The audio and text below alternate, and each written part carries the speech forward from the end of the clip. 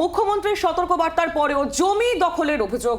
রাজগঞ্জ গজলডোবার পর এবার জলপাইগুড়ির সদর ব্লক জলপাইগুড়ি গোশালার জমি বেহাত হওয়ার অভিযোগ উঠে আসছে। জলপাইগুড়ি গোশালা মোড়ে রয়েছে শতাব্দী প্রাচীন এই গোশালা, আর গোশালার অধীনে সংলগ্ন এলাকায় অনেকটা জমি রয়েছে। ভুয়ো দলিল বানিয়ে প্লট করে বিক্রি করে দেওয়ার অভিযোগ উঠছে। ঠিক কি অভিযোগ শুনবো আমরা। সমস্যা হলো এখানে টোটাল প্রায় 8 একরের মতো জমি ছিল। ওটার মধ্যে 75% আমাদের ছিল, 25% আরেকটা লোকের ছিল।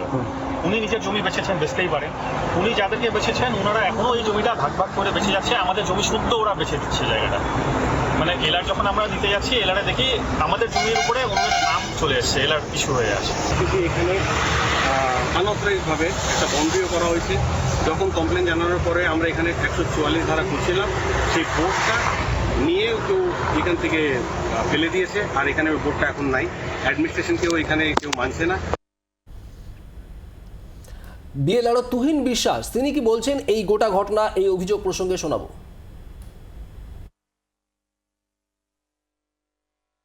এই নিয়ে আমার কিছু বক্তব্য নেই। আমার যা যা ই করার দেখতে হবে কাগজপত্র দেখে, এই নিয়ে আমার কোনো বক্তব্য নেই।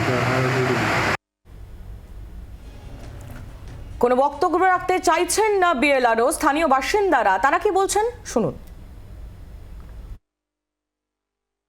আমি ডেড বডি হবো নাকি? কেন না, তাহলে জমি মাফিয়াদের কি রাজ চলছে? তার মানে কি জমি মাফিয়া না জমি মাফিয়াদের কি রাজ চলছে? আমি তো, আমার বয়স হতো না যে জমিটা কাটছিল।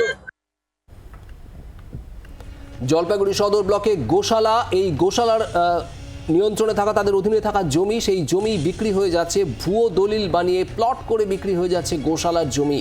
অভিযোগ এমনটাই। আর এ প্রসঙ্গে স্থানীয় তৃণমূল নেতৃত্ব তারা কি বলছেন শুনুন।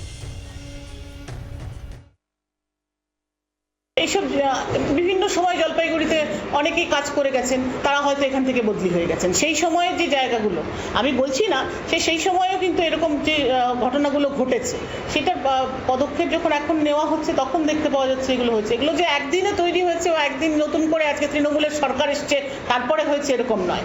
এটা দীর্ঘদিন ধরে এই জিনিসগুলো চলে আসছে। বাংলার আওয়াজ, বাঙালির আবেগ, জি 24 ঘন্টা।